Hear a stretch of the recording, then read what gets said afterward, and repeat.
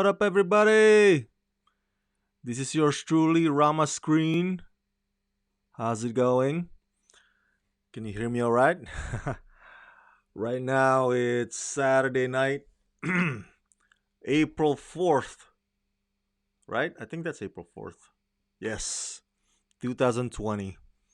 Um, it's close to a month now since we had this lockdown because of coronavirus fears, and the theaters closed down also for a month now. Um, so the reviews that I've been giving you are mostly TV stuff, especially Netflix. And so now I'm giving you my live review of the latest episode of The Walking Dead. This is The Walking Dead season 10, episode 15, which is already available for AMC Premiere subscription, but it will officially air tomorrow night, Sunday night. But I've already watched it. So if you want to wait until tomorrow, since probably you haven't seen it, then you might want to look away because I will be discussing spoilers in this video review. So heads up, there will be spoilers in this review. All right. So if you don't want spoilers, go watch the episode tomorrow night and then come back and watch this video. But if you don't mind spoilers, uh, come come join me right now. Tune in. All right. The title of this episode is The Tower, and there's a lot going on here. I'm gonna save the princess, aka Juanita, for last. Okay, she's such an eccentric character. Um, I love her. So we'll talk about her the last part. But let's break down some of the other subplots going on also in this episode. First up, there's a bit on Lydia and Negan. So as you know, Negan killed Lydia's mom, Alpha, the leader of the Whisperers. And so last week's episode, we kind of got to see the aftermath, um, which involves Carol talking to Alpha's ghost, um, and of course Daryl hanging out was hanging out with Negan, because Negan is like, "Hey, I'm on your side, man." Um, and so this part of today's episode feels like it should have been part of last week's aftermath.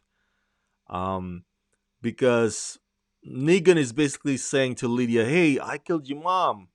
I killed your mom. If you want to hit me, if you want to be angry at me, you know, you deserve to do that to me. Like I deserve to get hit or whatever you want. If you want to lash out at me." And so she did. Like I think the way that it was written or the way that it's played out, it's like she hates her mom, but deep down she's like, "That's my mom. You took away the one mom I had." So when she hits Negan, it's coming from that place. Um, it's partially grief as well, and I gotta give Negan some credit, man. It's just like Negan, that's in the Saviors era, probably would never even consider that. You know what I'm saying?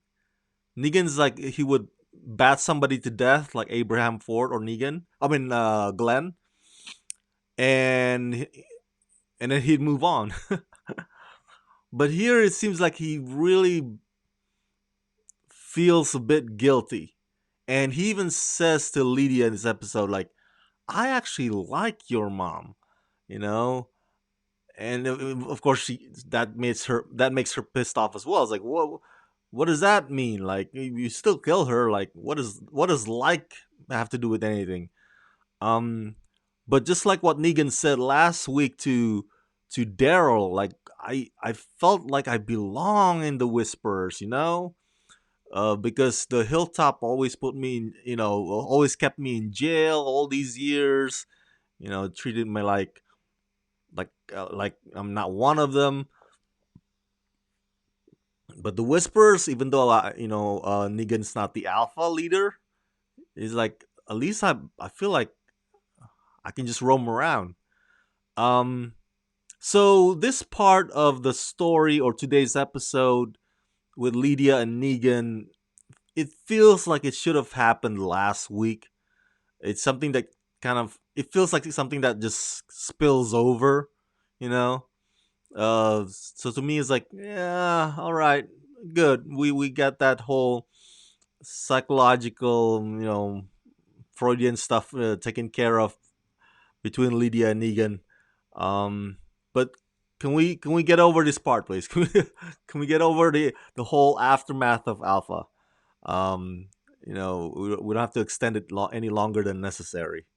Um, the other subplot involves Carol and that one girl, but it's very very tiny, so we're not gonna discuss that. But I want to discuss the other one, which is Daryl and Judith.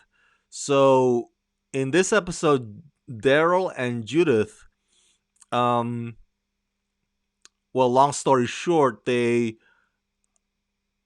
shot one of the Whisperers, um, who early on in this episode has has witnessed or has seen Beta seem unhinged to her. To her, in her opinion, is like, oh my god, Beta is not really solid leader, because in this episode, Beta's like he starts to hear shit, starts to hearing voices and shit, like starts going crazy, and of course last week you saw him sacrifice one of his own. Like he's such a dick. So this woman is part of the Whispers. She notices that their new leader Beta is unhinged, and then of course, long story short, Daryl shoots her, and then Daryl ends up shooting her in the head while she's down in the ground, man. She's down in the ground with one crossbow arrow through the chest, and then he shoots her again in the head for the kill. And Judith sees that whole thing, and Judith feels like, it's like, what the hell? Why'd you do that for? Like, what if she has a family? What if she has a so and then they got to start talking about Michonne as well. Like, oh, because Daryl's like, I tried contacting Michonne, but with no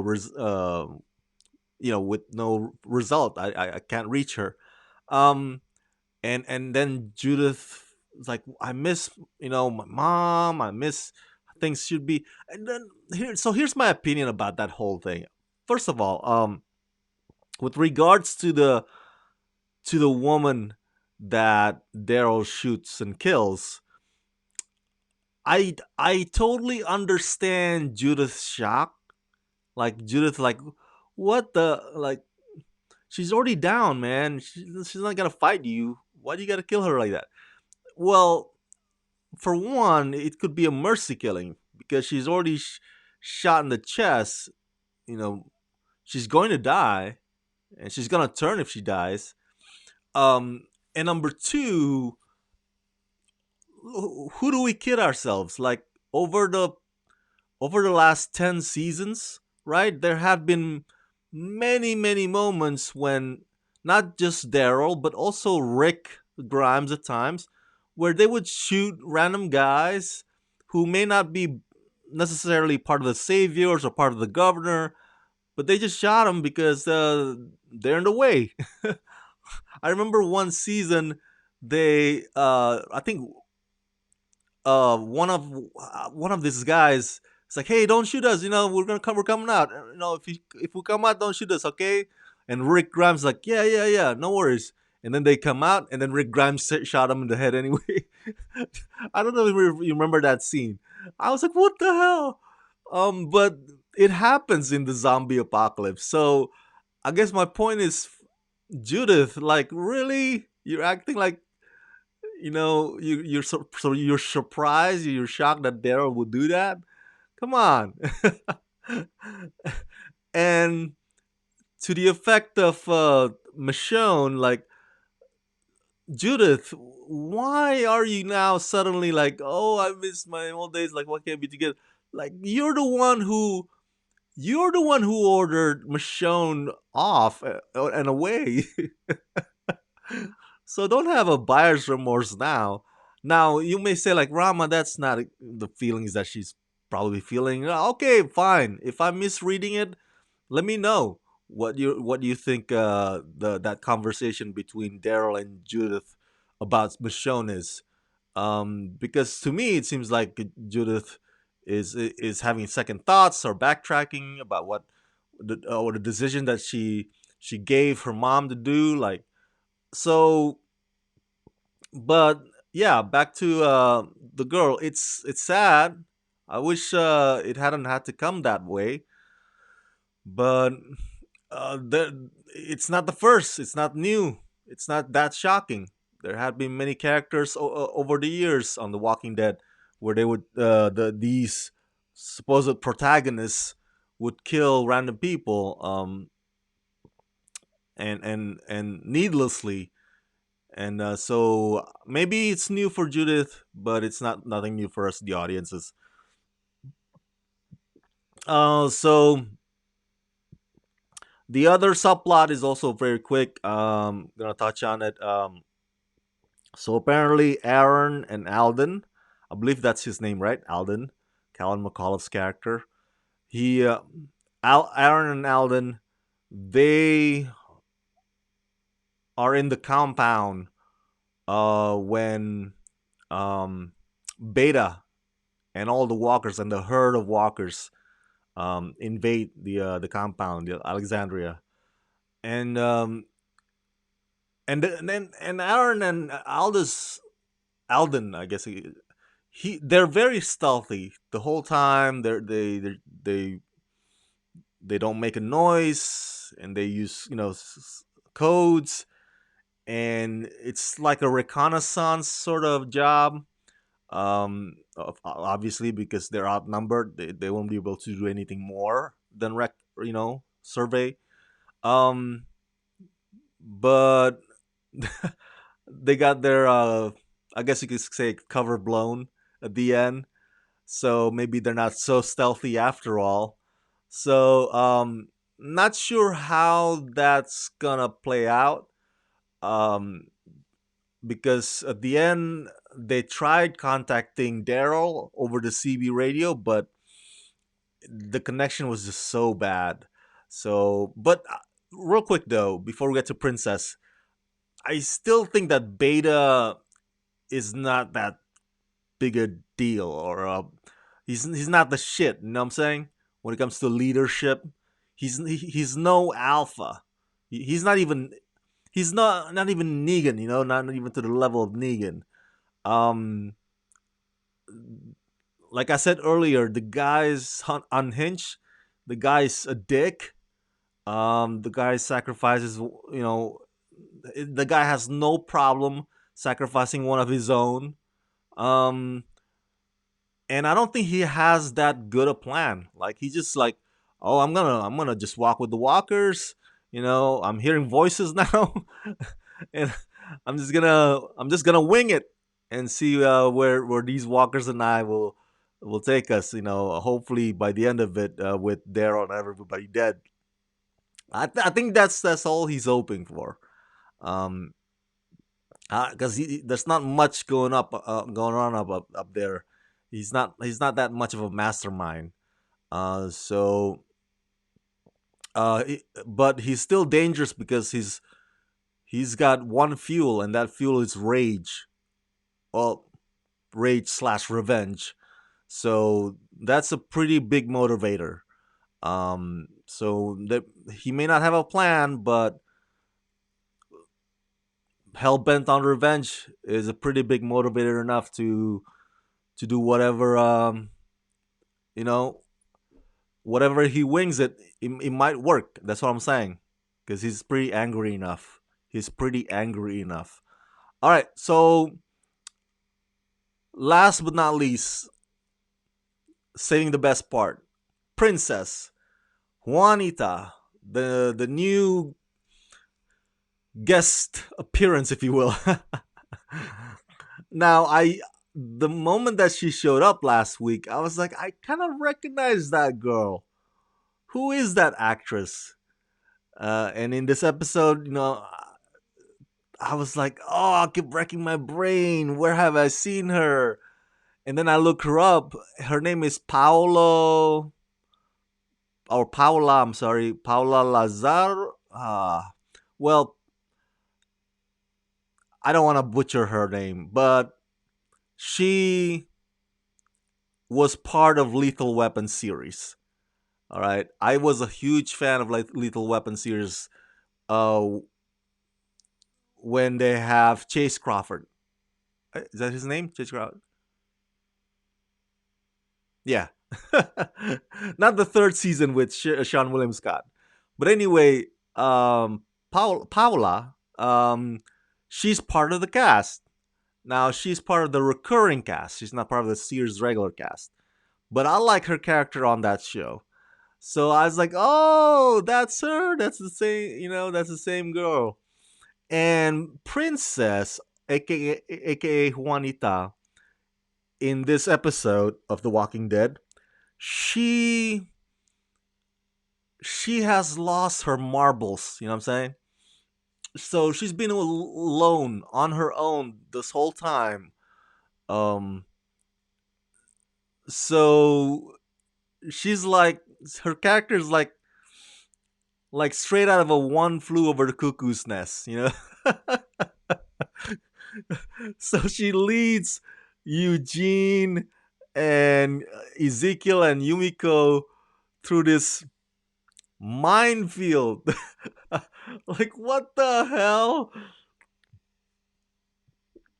To because she, she wants to guide them to the set of wheels, because the horses flee when she starts, like, with her fire machine gun, shooting at the zombies.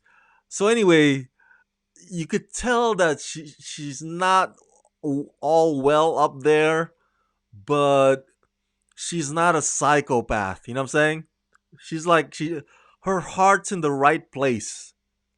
But she's been so alone all this time. She's like, "Oh my god, people!" and she tries too hard to impress them. Um, she thinks like, "Oh yeah, it's just a mine, whatever. I can get you through it." but, but Eugene gets angry at her when apparently she leads them to the same street address again, and and the set of wheels that she promises them turned out to be not cars at all. They're just bicycles. Oh man, I love this girl. This girl is so Cocoa for Cuckoo Puff, or Cuckoo for Cocoa Puff. Uh, but again, she is not bad. I I don't know if I would be caught hanging out with her though, because she looks like she could be a walking grenade. Very unpredictable. Maybe she might even be bipolar. Um, but at the same time, I feel really really sad for her. So at the end, you could tell Ezekiel, Yumiko, and Eugene, as frustrated as they are, they also feel sympathy for her, because she's been alone all this time. So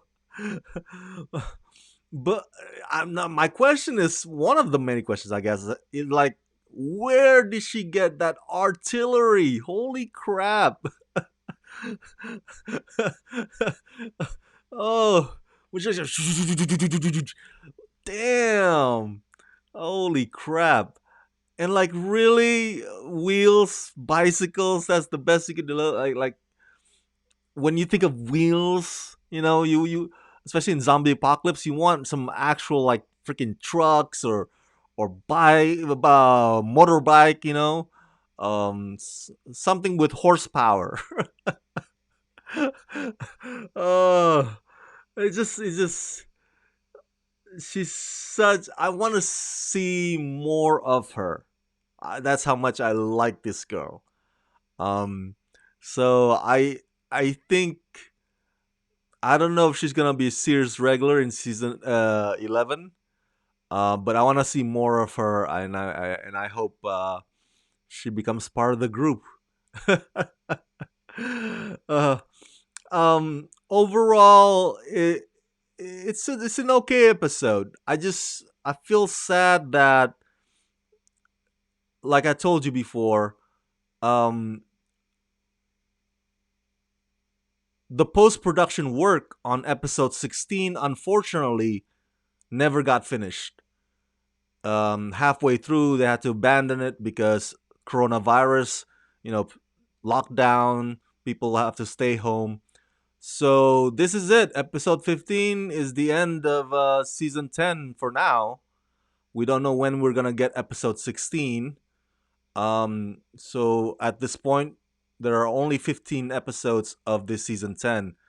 And so as much as I love Princess, um, I I just don't feel like it, it's obvious that this is not the season finale. That's what I'm getting at. It's so obvious that this is not the season finale. Like like you would recognize a season finale when you see one. You know what I'm saying? This doesn't have that either heavy cliffhanger or something conclusive. So which is sad. So because of this coronavirus, we don't know when we're gonna get the episode 16. But hey, I like Princess, or AKA Juanita, and I'll hope we get to see more of her. And I'll leave it at that. So that's it, you guys. Those are my thoughts about The Walking Dead season 10, episode 15, titled "The Tower." Um, if you've seen it, do you agree or disagree with my assessment? What do you think of the today's episode? Share your thoughts in the comment section below. And as always, subscribe to my channel, press that like button, and ring that bell. And if you can help support me, please do so at patreon.com/ramascreen. All right. Thank you, guys. Let's rock this.